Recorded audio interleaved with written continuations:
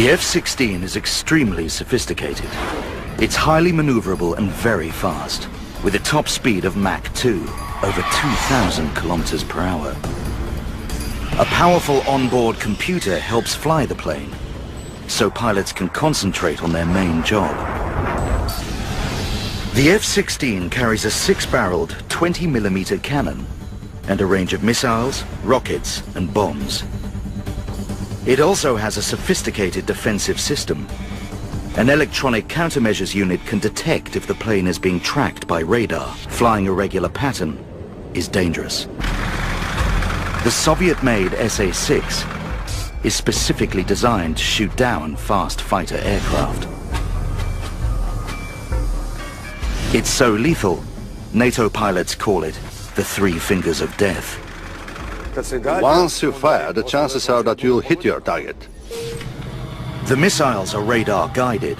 They follow a beam powerful enough to detect aircraft up to 75 kilometers away, at altitudes up to 10,000 meters.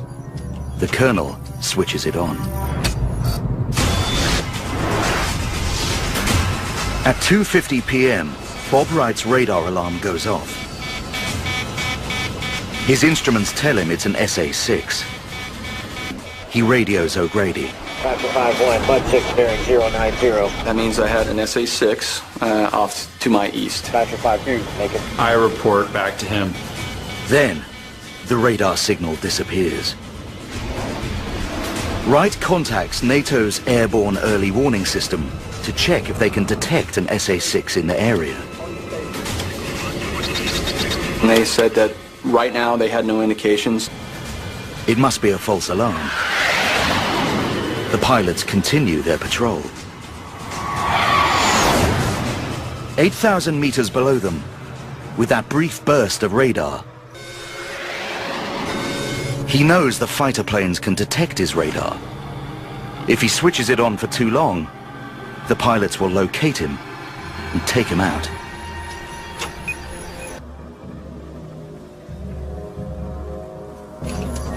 The colonel has a cunning plan. That short pulse of radar was just enough to give him the speed, heading and altitude of the F-16s.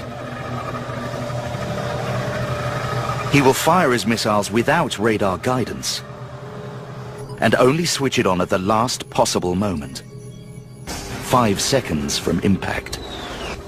If he misses, he and his team are dead. They only have one chance. The Three Fingers of Death point straight at the jets. I gave the order to fire.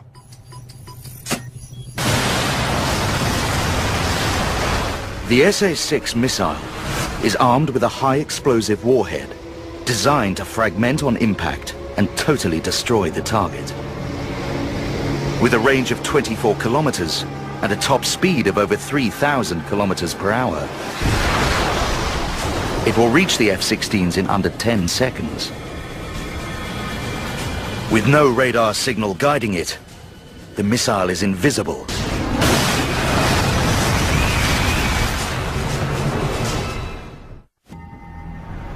Five seconds before the missile reaches the F-16's altitude, the colonel switches the radar guidance back on. An alarm goes off in O'Grady's cockpit. Factor 5-2, Bud 6 bearing 090. Factor 5-1, make it. The SA-6 radar beam bounces off O'Grady's aircraft and is picked up by a dish in the missile's nose. The reflected beam guides it towards its target.